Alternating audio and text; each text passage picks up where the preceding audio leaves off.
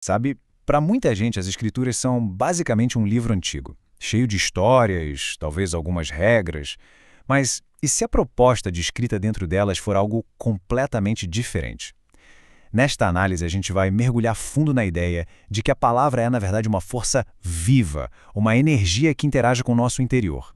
E aqui está a frase que dá o pontapé inicial na nossa exploração. Presta bem atenção nessas duas palavras, viva e eficaz. São termos que sugerem algo que não é parado, não é passivo, mas sim dinâmico, ativo. É a partir daqui que toda a nossa análise vai se desenrolar. E esse é o nosso mapa. Primeiro, a gente vai entender a natureza dessa palavra. Depois, vamos ver como ela pode redefinir quem a gente é por dentro. Em seguida, suas aplicações práticas e, por fim, o papel dela como um verdadeiro alimento para a alma. Perfeito, então vamos começar pela base de tudo. O que será que os termos viva e eficaz realmente queriam dizer lá no seu contexto original? A primeira peça do quebra-cabeça é palavra, ou logos, em grego. De acordo com a fonte, isso vai muito além de um texto escrito. A ideia aqui é de uma expressão divina, como se fosse um pensamento de Deus que carrega a essência dele. Em seguida, a gente tem viva, que vem do grego zal. Isso só reforça a ideia de que a gente não está falando de um objeto sem vida. A fonte propõe que a palavra tem uma vida própria, sabe? Uma vitalidade que vem de dentro dela. E agora a palavra eficaz, ou energis. E aqui tem um detalhe que eu acho fascinante. Energis é a raiz da nossa palavra energia. A sugestão, então, é que a palavra não é só um conceito. Ela é uma força que atua, que opera, que carrega uma energia espiritual capaz de causar mudança de verdade. Então, o ponto central é este. Se a gente junta logos, zeu e energies, a fonte nos apresenta um conceito poderoso, o de que a palavra é uma energia espiritual ativa, feita para interagir diretamente com as três áreas centrais de qualquer ser humano, nossos pensamentos, nossos sentimentos e as nossas decisões. Certo. Se a palavra é essa energia ativa toda, como é que ela funciona na prática? Qual é o resultado real dessa interação no nosso mundo interior? Olha, esse slide mostra muito bem o contraste que a fonte descreve. De um lado, uma identidade que vive à mercê das circunstâncias, o que gera instabilidade. Do outro, uma identidade que é ancorada por dentro, resultando, segundo o texto, em firmeza e equilíbrio, não importa o que aconteça do lado de fora. E a palavra usada para descrever essa mudança interna é metamorfô. Pensa na metamorfose de uma lagarta em borboleta.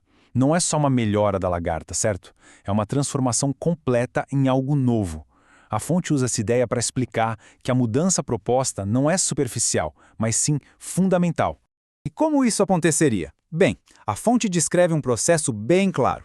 Tudo começa com a exposição à palavra, que é seguida pela reflexão sobre ela. Isso levaria a uma renovação dos padrões de pensamento, que, por sua vez, gera uma mudança de comportamento e, no fim, resulta numa transformação de vida. É um caminho lógico, de dentro para fora. Agora que a gente entendeu o impacto interno, vamos ver como a fonte descreve a aplicação externa, a aplicação prática da palavra no nosso dia a dia. A palavra é descrita como a espada do espírito. A palavra grega aqui é machaira. E olha que interessante, não era uma espada longa, de guerra, mas uma espada curta, pessoal, usada para defesa em combate corpo a corpo. A imagem é de uma ferramenta de defesa pessoal, para enfrentar aqueles desafios diretos, imediatos. E aqui a gente vê o efeito prático dessa arma.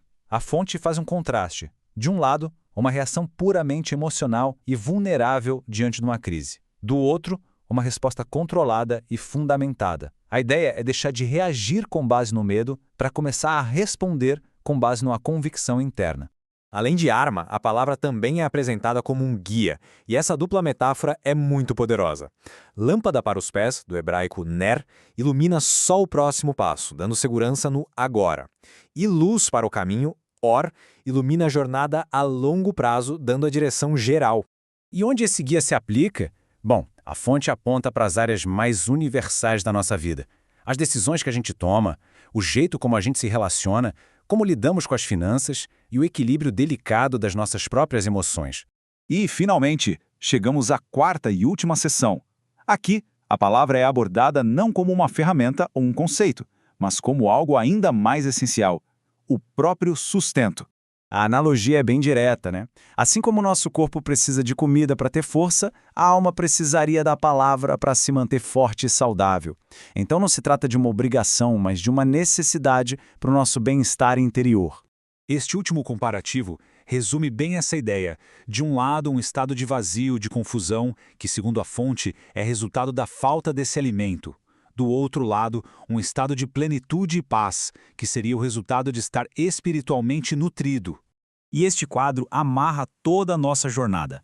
A palavra é apresentada como viva, como um agente que molda a identidade, que transforma a mente, que serve como arma e guia e que, finalmente, alimenta a alma. Cada ensino com seu versículo de apoio se conecta para formar uma visão completa. E tudo isso nos leva a esta conclusão central da fonte. O propósito da palavra de Deus, dentro dessa visão, vai muito, mas muito além da simples leitura. A ideia é que ela se torne uma realidade dentro da gente que se manifesta nas nossas atitudes. E a fonte nos deixa com esta pergunta para a gente refletir. A vida é algo que a gente simplesmente reage ou é algo que a gente governa? A proposta implícita é que a absorção desses princípios levaria uma pessoa de uma postura reativa para uma postura ativa, onde ela governa o próprio mundo interior. Uma ideia para se pensar.